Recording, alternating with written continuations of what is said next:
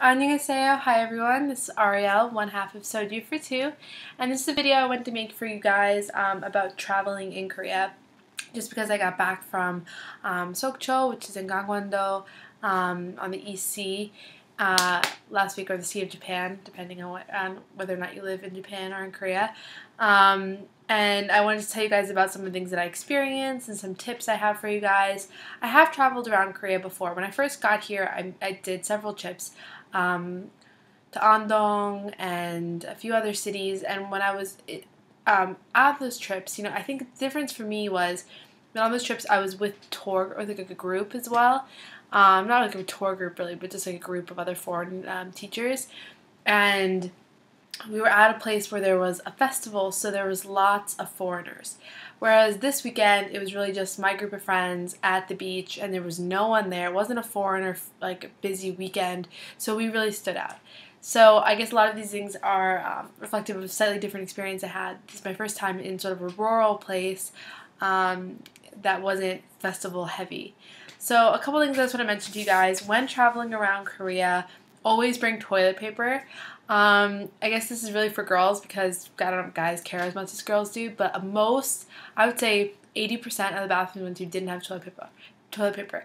Luckily, I come prepared, so I had some, but if you don't, definitely bring some with you because there'll be lots of public bathrooms at the beaches and things like that, but they won't have toilet paper. So, really inconvenient, so definitely bring it with you. The next thing, if you go to a beach in Korea, we went this weekend and it was a little bit chilly still. On Saturday it was pretty warm, but Sunday was pretty chilly. So I can see how by Sunday most people didn't have bathing suits on. But on Saturday, like, literally no one had bathing suits except for the foreigners that were on the beach.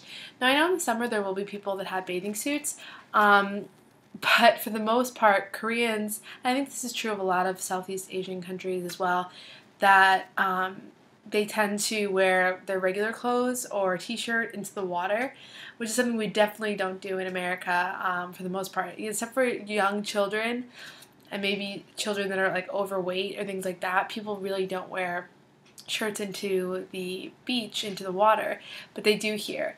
So that's one thing, as well as the fact that bikinis are very rare here. For the most part, women wear one pieces with their amazing bodies. They wear one pieces just because that's part of the modesty thing that this culture really still has.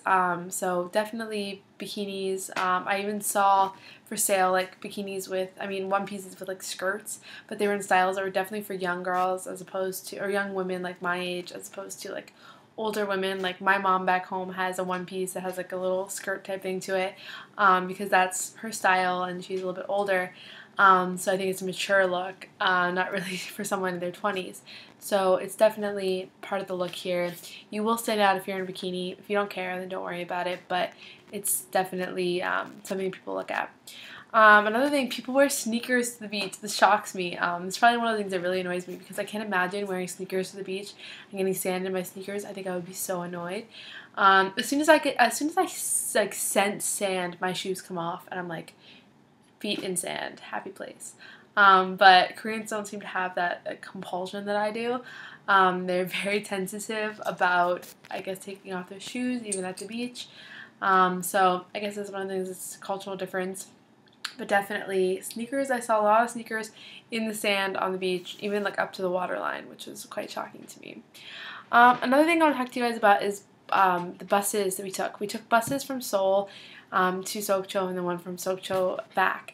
And the buses were amazing. I think it was 17,000 won for the bus ticket. It was like a 3-hour, or no, I guess it was 2 hours. And then the way back was a little bit longer because of traffic, but it was Sunday night, so I expected it. About 2 hours, and they do a rest stop in the middle. There's no bathroom on the bus, but you have giant seats. You have like a footrest that puts your feet up. It's really comfortable seats. It's really different than I'm used to with American travel on buses, and they have a lot less seats on the bus. So when you buy your ticket, you also get a seat number, which again is one of the things I really love because I'm just really prone. I commuted through college between Pennsylvania and New York, and I took the bus all the time, and the biggest headache I had was getting to the front of the bus that I could get off fastest, just because things like that make a difference when you're a commuter and you're spending 4 hours a day on a bus. And if I had been able to pick my seat and got the first seat every time, I would have been so happy, and I would have had it. But here, you really don't even have to worry about it. You have a seat, you're going to sit there, you'll be fine, you have space in every seat. Really, really nice. And I did make in my video, you'll see all of that awesome bus and our amazement at it. Another thing I want to mention about buses in Korea, and I guess a couple of my friends had problems with this when we were on the bus. Older people were really offended by like their tone of voice and the volume of their voice. You have to be quiet in public transportation in Korea. This is definitely not just Korean. This is also American. I would say I took a commuter bus every day for years in college, 2 years, and during that time, and these are New Yorkers or people from Pennsylvania, if you like talked slightly louder than like, are you okay? Like that kind of sound, people would be like, shh, shh. Like, I'm not kidding you. This is what happened. If people could hear your headphones, they would, like, the bus driver would, like, get on this loudspeaker and say, take off your headphones. So this is not just a Korean thing. I think it's, like, a respect thing. But it's one of those things that it's, like, one of my pet peeves when people are, like, inconsiderate of others. So I can sort of see this old man's point. But, yeah, so people want to sleep on the buses, things like that. So please be quiet. It's the same with the subway. It's just respectful to be quiet while you're on public transportation, because you don't know what other people want to do. And just because you want to talk really loud doesn't mean everyone else wants to talk really loud or hear your conversation. Another thing I would say is that we stayed at a hostel when we were in Seoul, and it was really nice. It was my first time ever staying at a hostel. I'm one of those people that doesn't really rough it. I kind of rough it. I stay at like a cheaper hotel.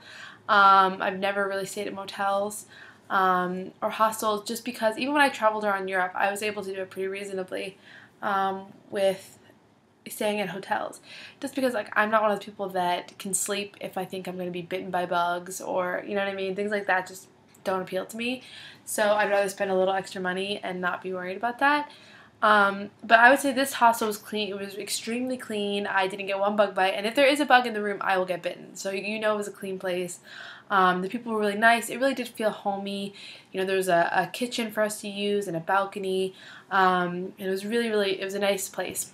It's called the House Hostel. I can put the information down here if you guys are curious, in Sokcho. And it was really nice. I really liked it. Again, another thing I would say is that a lot of people are staying there, and like, just please be respectful, be quiet while you're going around, because people do live there, and especially when you're in small towns, people are not used to the kind of volume that they are in Seoul, especially with foreigners. And okay, so this is another thing. I would say that I got a lot more looks when I was at the beach than I normally do. Now, I was the one day wearing a shirt that was definitely too low for Korea, but I was wearing a bathing suit top underneath it, so it felt to me like it wasn't that big of a deal. And since I was on vacation, I was kind of more like, oh, I don't really care. I wore a shirt that I'd wear back home. But it was definitely too low, so that could have been a part of the reason I was getting more looks than usual. But the second day I wore a top that was pretty high cut. Like, it was a dress that was, I think, definitely appropriate. And I swear I almost caused like 4 accidents. I'm not kidding you guys. I don't know what was going on that morning, but I was walking by myself in the morning to go get a smoothie, and it was pretty far away to the coffee shop. So I was probably walking like 20 minutes, and because I was up really early. And I swear, like 4 cars like slowed down to like look at me, and then they just like almost got in car accidents. I was like, what's going on right now? It was pretty shocking. So it's definitely something different than in Seoul. So I would say that's one of those things when you go outside, you just have to be okay with it. I don't know. It didn't really feel like it was aggressive, so I was okay with it. It wasn't like catcalling. They were just like surprised. And then it also was kind of flattering because they were like young guys. So I was like, okay. So I didn't feel threatened, which was good. And it also wasn't like, you know, super creepy or, you know, anything. It could have been a lot worse. Frankly. So you will get more looks in your outside of Seoul, and also if you're being loud, you'll probably get a lot of looks as well, because it's the same thing. If you hear foreign languages, they automatically seem louder to you because it's foreign. You can zone out your own language, but so the same thing, if you're loud to begin with and it's a foreign language, you're going to really stand out. So just keep that in mind if you're traveling through Korea or any country. So yeah, these are some travel tips for you guys, and the things that I thought about this weekend while I was at the beach and enjoying myself. Yeah, I had a lot of fun. Okay, bye guys.